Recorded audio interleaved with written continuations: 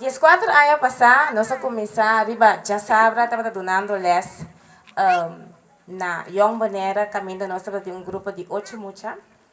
Depois de já sabra, nós estava arriba já domingo. Depois de arriba já domingo, nós ainda roupa mais mucha, nós muda para outro edifício, caminho nós estava de semana também les na mais ou menos 20 para 30 mucha. Assim, nós queda crescer na bairro diferentes edifícios, cada vez que nós estamos bem grande.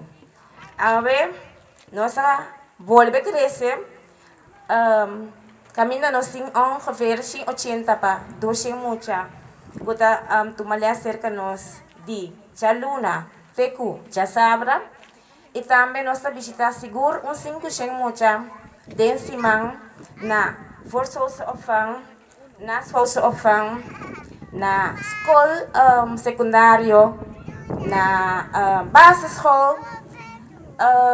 Isso significa que nós seguir crescer. Não somente nós a crescer, que nós muda em nosso edifício novo, também, ora vou crescer, vou também estar junto com gente que tem mais saber ou mais profissional riba terreno de balha, que tem caso que nós estamos trabalhando junto com Lucia Martens Performing Arts Institute na Amsterdam. O número novo também, nós messenger para o Dance Sensation Foundation, op een gegeven moment, abrirá, nós acaparar tudo que nós estamos. Então, agora nós que anunciar, junto com Bosnan, nosso número novo. Esse aqui é o nosso número novo. School of Performing Arts Bonaire.